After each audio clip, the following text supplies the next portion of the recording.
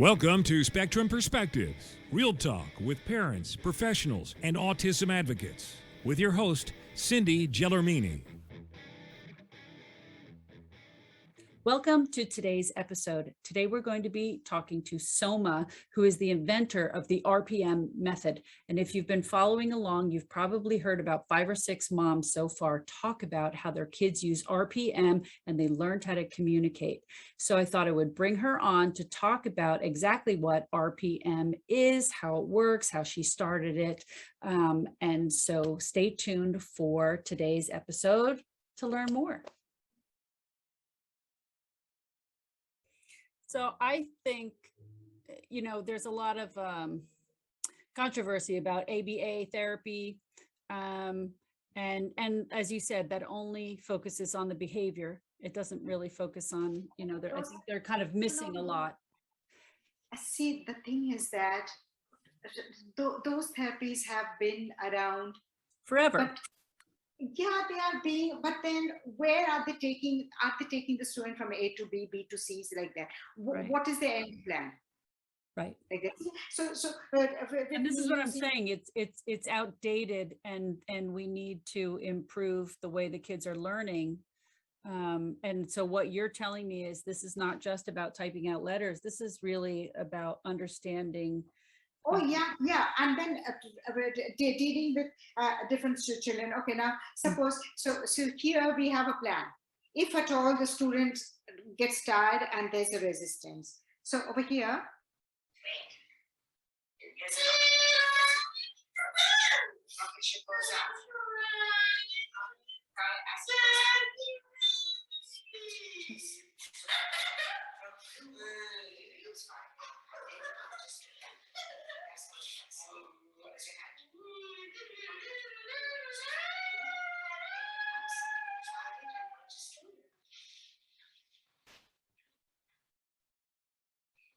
See, look at that. Yeah. See? So now why are they resisting? There can be sensory fatigue. There can be, so the different children have different fatigue thresholds. Some children have a fatigue threshold after 10 minutes. Some children have a fatigue threshold after 2 hours. Right. So if at all the sensory fatigue comes earlier, of course there would be resistance, but that doesn't mean that, oh, he's having a bad day, like that. Usually what people do in schools, okay, people trust them that they are going to go to the school, okay. But then they say, he was having a bad day, so what did you do? So they were just babysitting, so the student did not learn, did not practice any of these skills. Right, okay, then they went horse riding. Okay, that's fine. But we don't live on horses, we live on land. We have to know how to live on land. Right. So you say we have to adapt RPM for people to live on land. It is very boring. Mm-hmm. Yeah, but I think you should change the name, because rapid prompting method to me just talks about tapping letters rapidly. It sounds to me like it's a whole learning method. I think I did not name it at all. I did not even name it, Gino, and now it is over there. To say, look, whether the name is good or not, people are still. I know. I mean it as a compliment. I'm just saying this is something that I've been, as I listen to other people speak and I'm interviewing other parents, it just sounds to me like, the only thing they offer kids is ABA, and it sounds like it's outdated. It needs to be updated. We're not doing enough. They're not learning enough. And it sounds like you're coming up with a whole learning method that they really need to be learning. And and I think it's beyond what people think it is. Because of the name, it should be a something teaching method, whatever. Well, now it is like that. If and it's all trademarked and all those things. But here's the thing: like, what's in a name that we call a rose? Mm-hmm. Yeah, but I guess this is a good thing that we're doing this interview, because I want people to hear this. I want them to understand, what it is. It's not what people think it is. The things, everyone is not tapping. People are going to see. So it goes from there. I have so many verbal students, and then there are students who have sort of who have a little more resistance.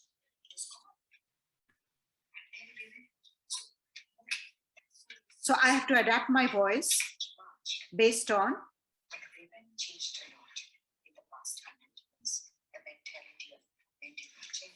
Okay, let me see where he's pointing.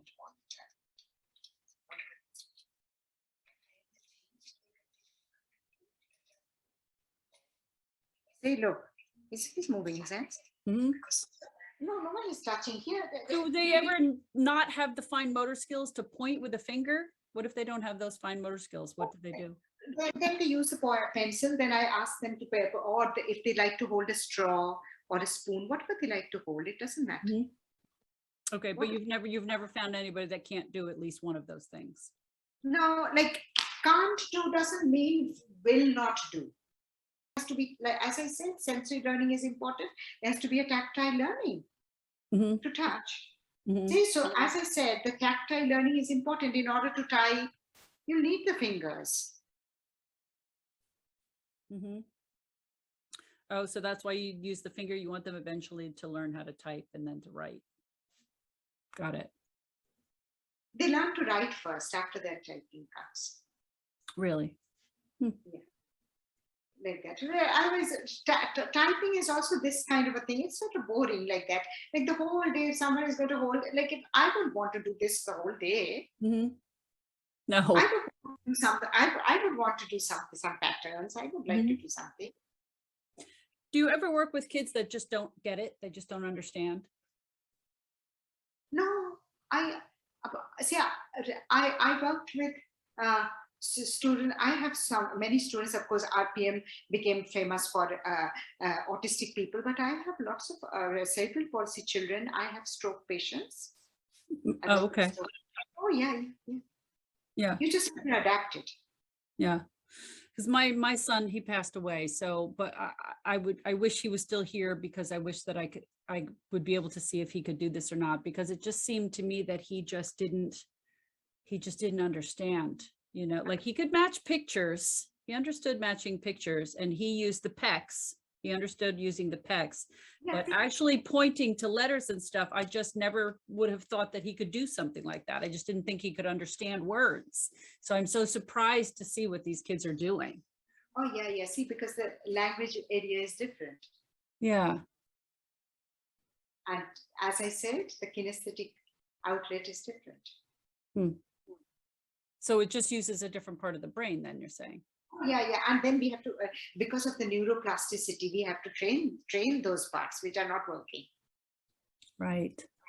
We have to train the motor part. So how do you do that? How do you do that? See, so motor pathway, in order to spell something that I'm wanting to spell. See, impulse pathway is very different. So motor pathway starts with what purposeful spelling from the putamen region of the brain. From putamen, it goes to the premotor cortex, then motor cortex. So I have to spell Sam. So my auditory channel commands the putamen, and then from there to that. Okay. Now, when you see the OCD pathway, that motor pathway is totally different. It starts from the caudate nucleus of the brain, then it goes to the prefrontal cortex, then it goes to the cingulate gyrus, and then comes back to the caudate nucleus.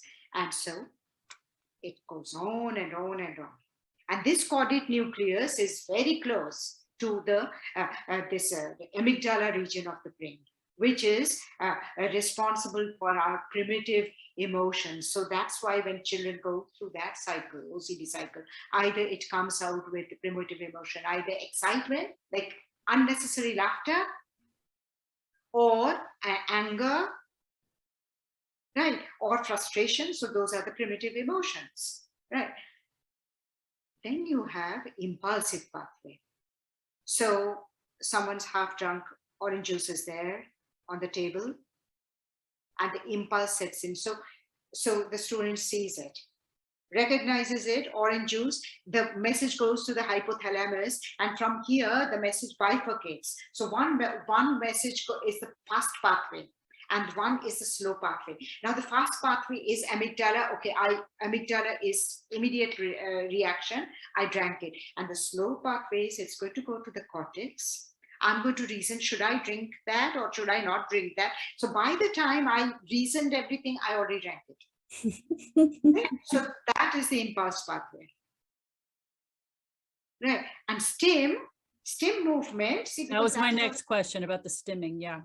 see, that is also another thing. Now, stem movement is, so stem begins like this. So we have the external environment and we have the internal environment.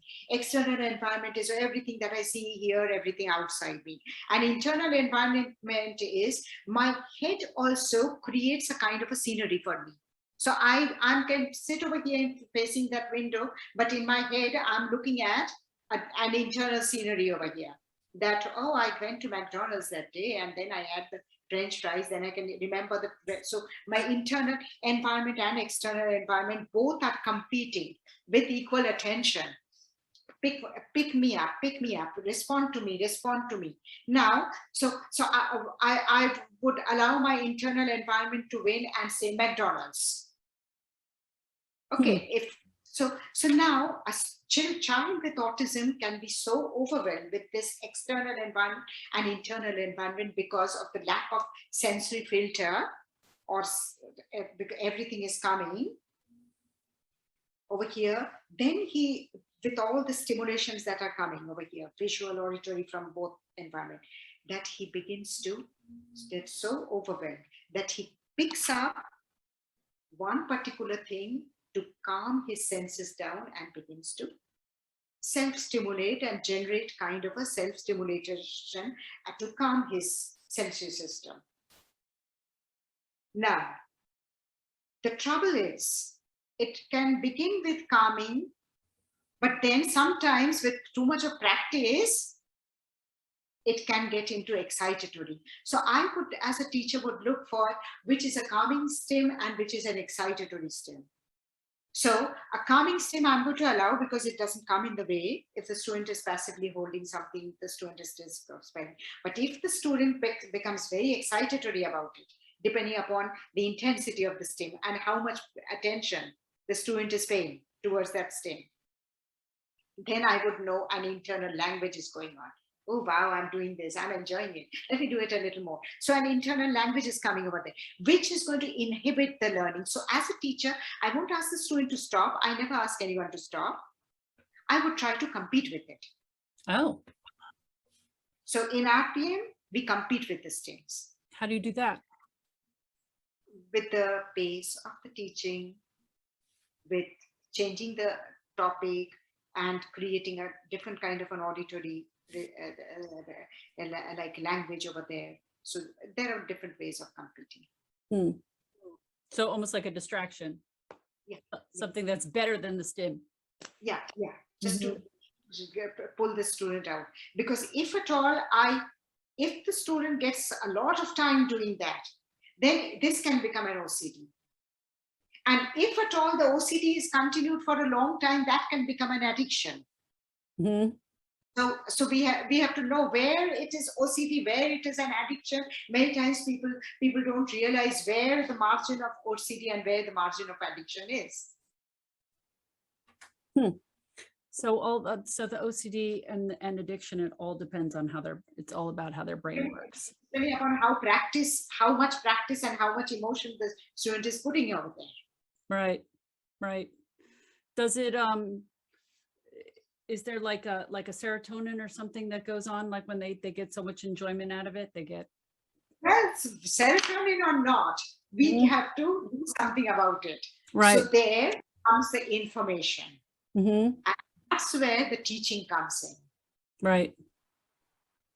Yeah, I'm curious about that because, some people with autism say you should let them stim. Don't make them stop the stimming. It's like a punishment to make them stop stimming, but any kid in class, you have to always bring a student back to focus so that you can learn. You can't just let kids play all day in school. They have to pay attention.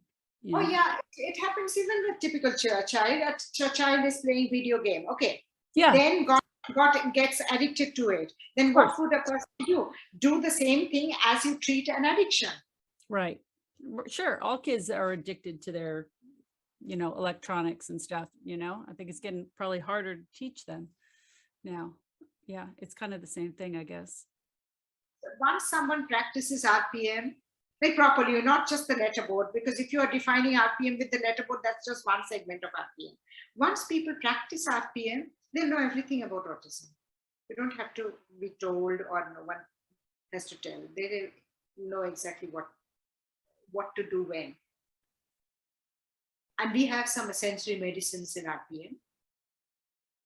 You have sensory what? Medicines? Sensory medicine as I said, to deal with these OCDs. You see that boy? I will not do. Immediately he began to spell.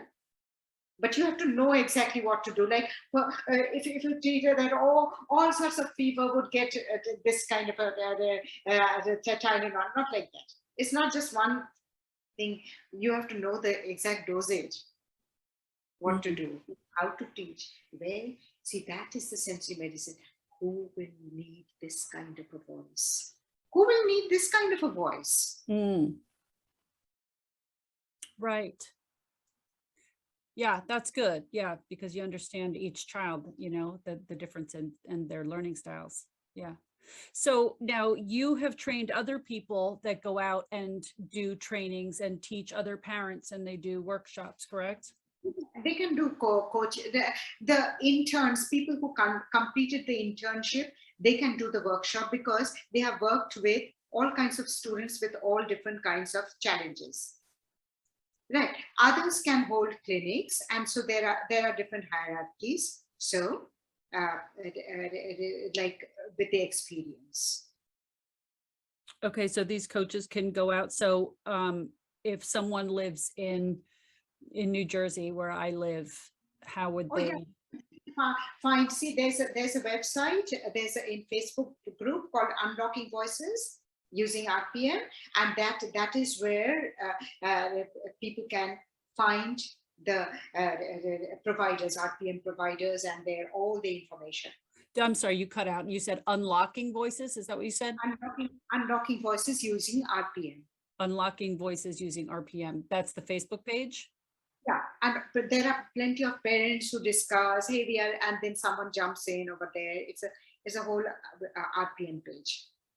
So because the parents that I've talked to, they had to wait for a workshop to come around. Sometimes they had to wait a few months or a year for a workshop to come around so that they could find someone. Oh, no, there are now there are plenty of people, so they can just go over there to Unlocking Voices. So if they just go on the Facebook page, they can just figure out, they can reach out and find someone to help teach their child.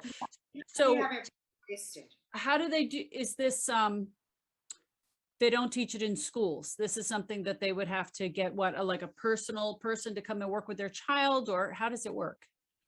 Usually people have clinics. So there are localized clinics from the practitioners they have. And some schools have adopted it. I know schools in some schools in New Jersey. I can't tell the names because I'm not associated with it. Sure. Some schools in New Jersey also there's a big group over there. New Jersey.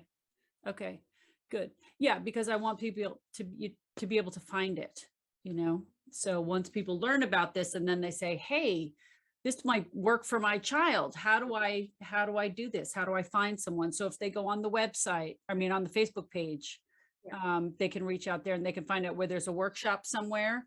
And then you train the parents, and then the parents continue with their kids, or how does it? There's also, there are plenty of OTs who got trained. I trained parents. There are SLPs who got trained.